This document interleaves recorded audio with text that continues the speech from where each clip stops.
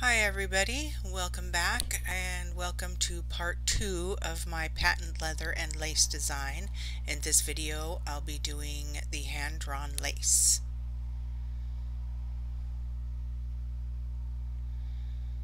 So as usual I took the shine off of this tip just by using a buffer, and I'm going to start with the Beetles Foundation base gel, which is very important to make whatever product you're going to use adhere to the nail or the tip. And you want to make sure that you get the sides and the free edge. And this is great prep for, like I said, any product that you're going to be using.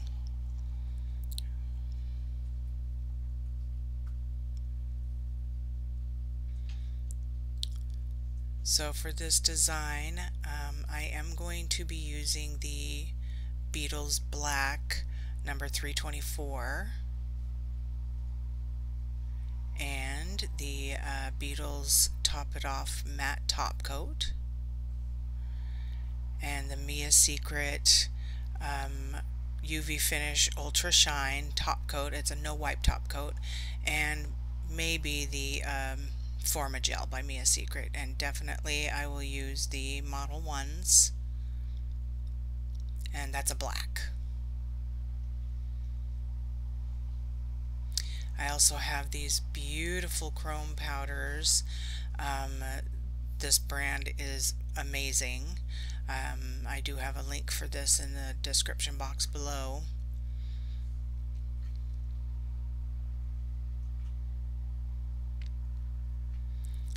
So now that I have cured the base gel, I will use my Beetles Black, and I will be using 2 coats of this. It is on the translucent side, but I kind of like having a versatile black. I can use it for several different things. It doesn't have to be a solid black. If you want to do say a white 3D acrylic rose and you want to put a coat of this black on there, it works great for that, and it's translucent, so the rose shows through and it looks just like a little smoky. It's pretty cool.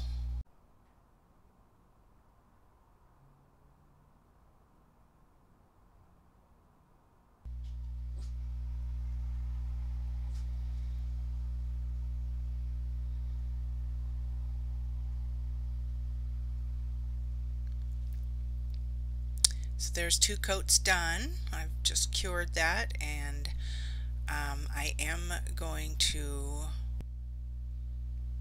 wipe off the sticky layer.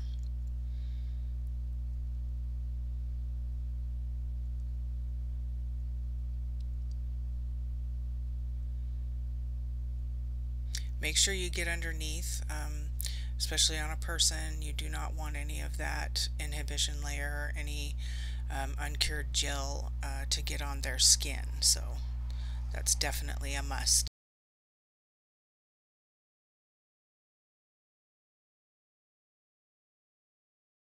And I'm going to shine this back up with my Mia Secret top coat.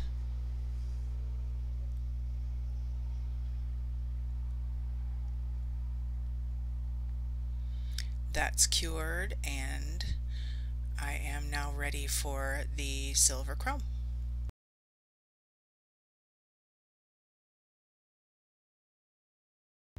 It comes with this applicator when I bought this, which is really nice. Each individual packaging with their own applicators, which helps me a lot so I don't get them mixed up.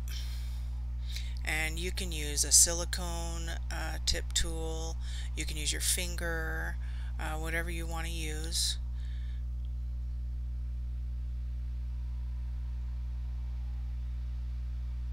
Look at that shine.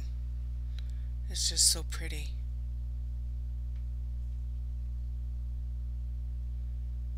And I do love a shiny nail, but I am going to put a matte top coat on this, and it will dull it down. It'll look like a silver gray, but it'll still be really pretty. Make sure you brush all of the extra particles off of that. It will make it look a little grainy when you go to apply a top coat. If you're using a regular top coat, it'll show through. So this is the matte,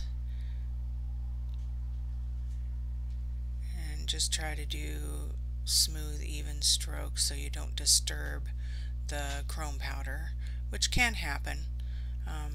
Sometimes it takes a little bit to rub that stuff off, so I don't think in most cases you have to be too careful, but just in case. Okay, that's going in the lamp. And see how it dulled that down, but it's still so pretty. So I'm going to use my striper brush. This is a lovely brush. I've talked about it before, and you should definitely get one if you don't have one. And I'm going to use this to make the edge of the lace.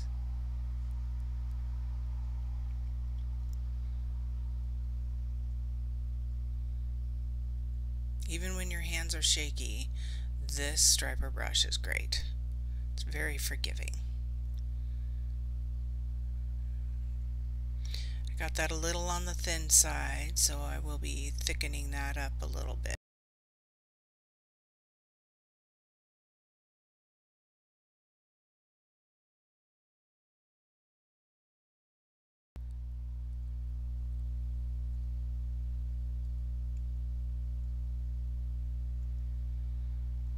I'm holding my breath while I'm doing this voiceover.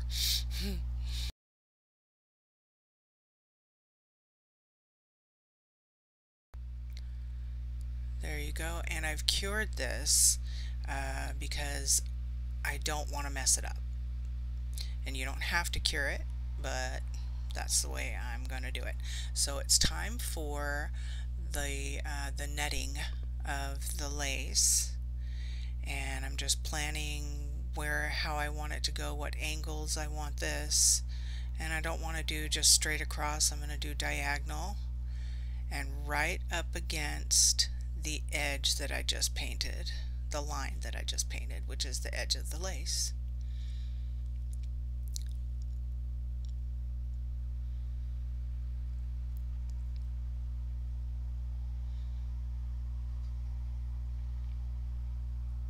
You can go over it. I wanted these lines to be a little more, to stand out a little more, so I'm going over them a little bit.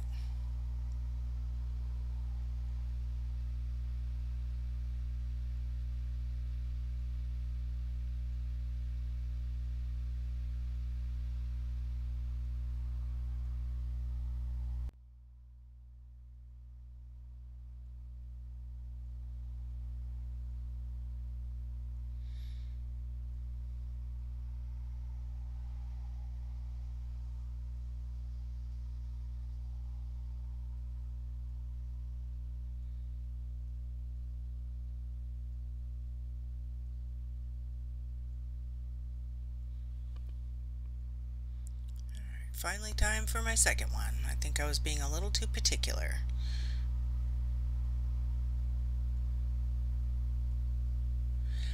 It's up to you with, of course, any design, how far apart you want your lines.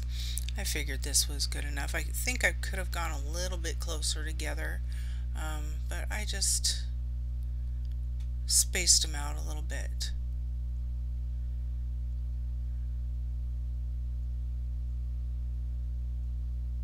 Gets a little easier after you get started. It's the first couple of lines that really make me nervous.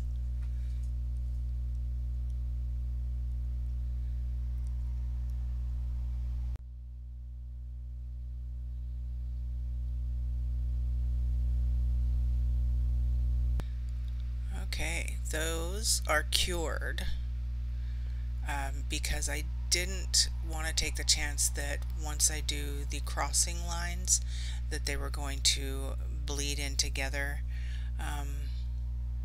I don't think it would have mattered too much. It wouldn't have been that bad. This is a real thick polish, so it pretty much stays where you put it.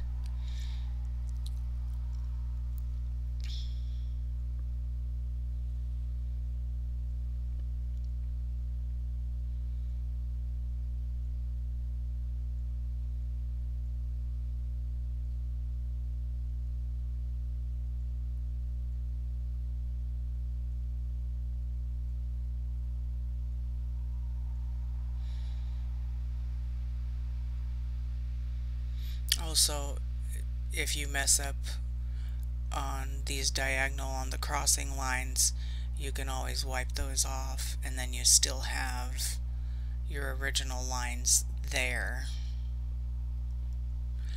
and there. So as I'm looking at this, I can see already where I'm going to be placing some of the rest of the design, where some leaves are going to go, where the rose is going to go. Those are the places that I'm not really liking very much. Either the lines got too thick or something happened, but right now I'm putting the matte top coat on. I am going to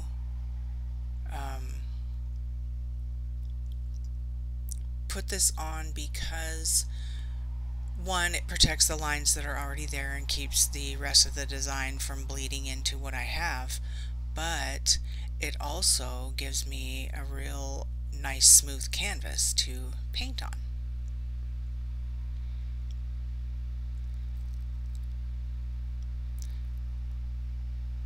See all those spots? That's where I'm going to definitely put some leaves, and well, I know where I'm going to put the rose, but I'm going to add some leaves where those imperfect spots are. So I'm just going to start with one of the leaves, and you don't have to be very careful. I'm going a little slower than I normally would for this tutorial, but since you already protected what you already have, you really just need to just go for it. So I sped this up a bit, not too much, but for the length of the video, I sped it up a little bit.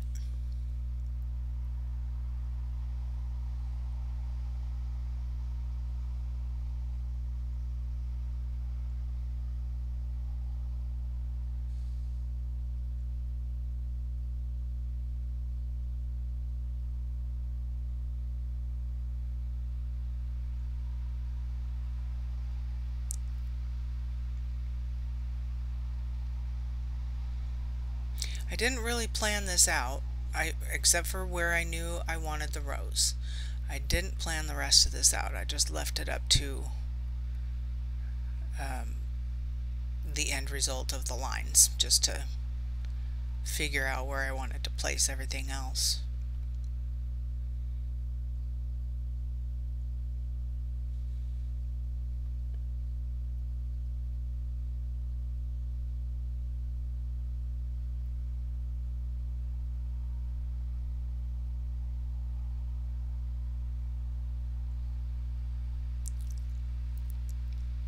The brush that I'm using is actually handy for this kind of design, and you can use a longer brush or whatever you want to do it. It just makes it easier for me to use a shorter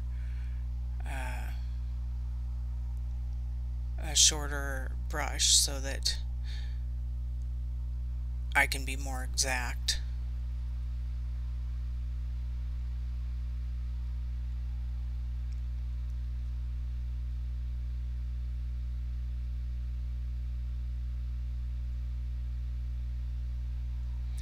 So I'm starting on the rose.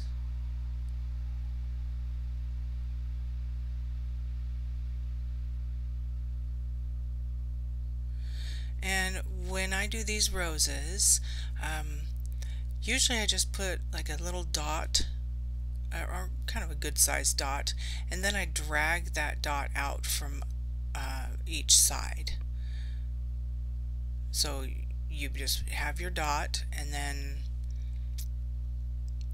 you pull from the center of the dot to the right side, and then you pull to the left side, and you can spread that out, make them bigger, whatever you want the rose to look like. If you have a blooming gel, that's really cool. Then you can, it just kind of spreads out on its own. It's really, really a neat effect.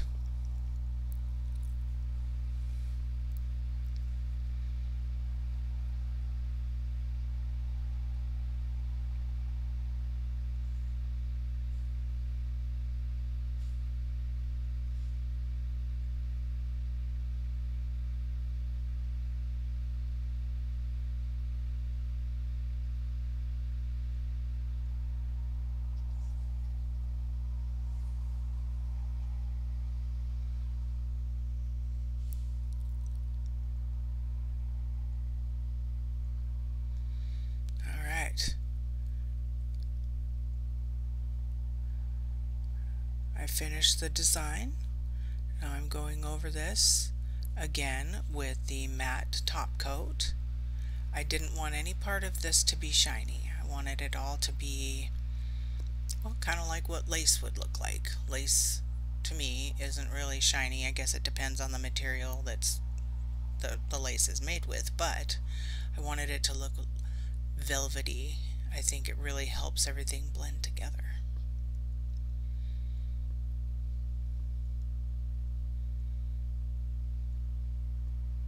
Pop that in the lamp.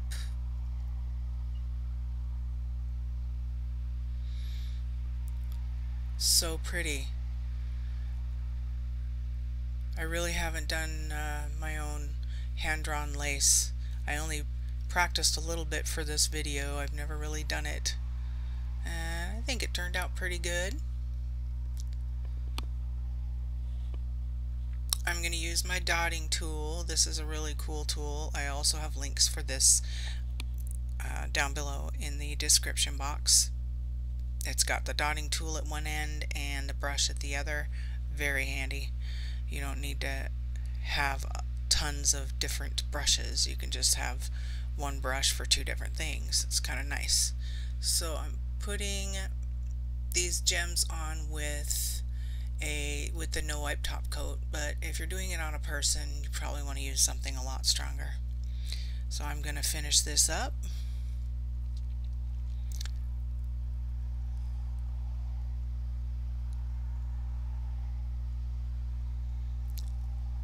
And here we are. Hand-drawn lace. Very, very pretty, very classy. I really hope you enjoyed this video. Thank you so much for watching. Please like, subscribe, and share.